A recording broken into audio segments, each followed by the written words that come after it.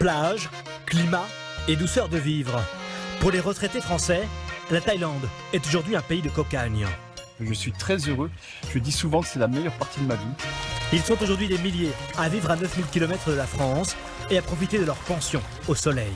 On mange matin et soir au restaurant, ce qu'on pourrait pas, même si on n'est pas malheureux en France, on ne pourrait pas se permettre la même vie. Coût de la vie, soins de santé, vie sociale, la Thaïlande serait-elle un petit paradis pour les retraités français?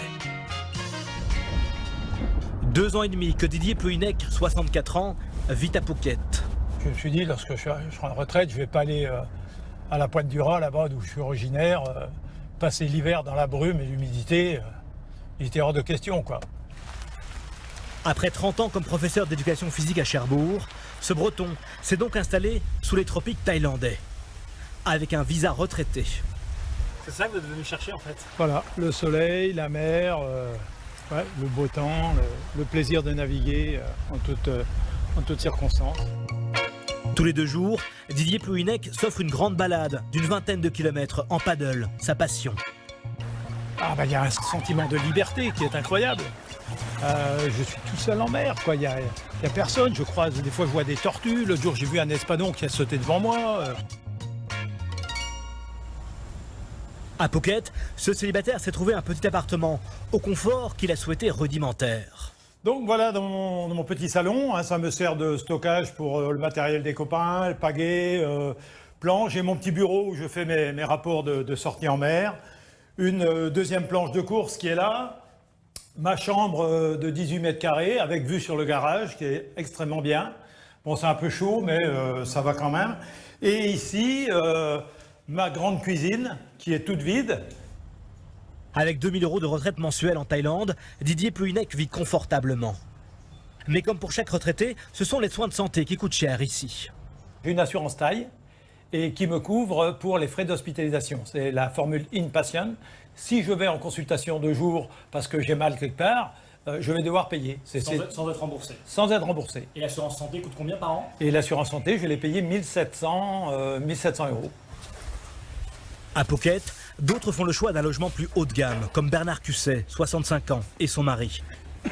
4000 € de retraite au total pour ces 2 anciens employés, arrivés de la région parisienne, juste avant le Covid. Bon ben voilà, le jardin, la piscine, dont on profite beaucoup. Eux aussi sont venus pour le soleil, le coût de la vie, mais surtout pour trouver une atmosphère qu'ils jugent plus apaisée qu'en France. On finit par oublier qu'il peut y avoir de l'agressivité, de la violence, de la méchanceté, de la jalousie, parce qu'ici, honnêtement, on rencontre jamais ça. Donc c'est vrai que, quand on entend les gens nous parler de comment ça se passe en France ou quoi que ce soit, on se dit, mon Dieu, qu'est-ce qu'on est bien ici, on est vraiment loin de tout ça. Une qualité de vie qui suscite la curiosité de milliers de Français. Sawaddik, bonjour à tous, bienvenue dans une nouvelle vidéo sur ma chaîne Kathleen à Phuket. Kathleen à Phuket, une Toulonnaise installée depuis 10 ans ici, est devenue l'une des youtubeuses françaises les plus influentes de Thaïlande. Regardez bien cette vidéo puisqu'on va parler des 5 erreurs à ne pas faire quand on vient d'arriver en Thaïlande. Allez, c'est parti. Selon les estimations, 45 000 Français sont installés dans le pays, un chiffre en progression constante depuis 10 ans. Ces expatriés conseillent des milliers de retraités qui souhaitent les rejoindre. Certaines personnes sont prêtes à tout quitter dans leur pays d'origine, vendre la maison, vendre la voiture, se débarrasser de tous leurs biens et venir se dire ici c'est mon Eldorado, c'est ici que ça va bien se passer. On ne sait jamais comment ça va se passer et moi je conseille toujours aux gens de venir un petit peu en repérage, de sentir les choses sur place, de voir les quartiers, de voir les choses en vrai.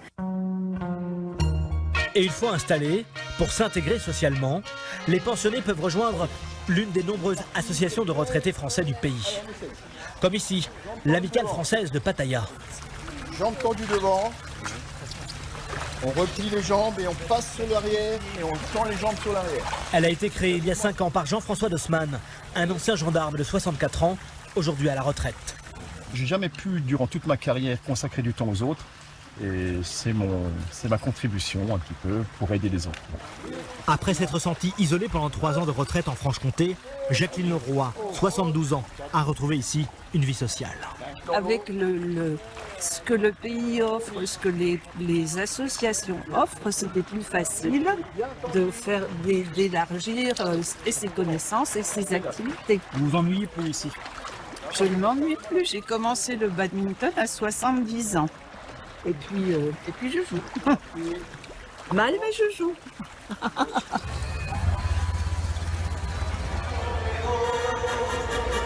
On prétend que les Alsaciennes, filles de l'Est, on le sent chaud.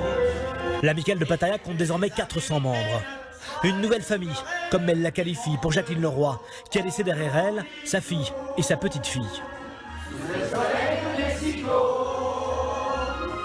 Elles sont heureuses de me savoir ici, heureuses, en bonne santé, vivantes. Donc ça, c'est pas un problème. Une retraite heureuse, c'est bien ce qu'ils sont tous venus chercher en Thaïlande. Et beaucoup affirment l'avoir trouvé.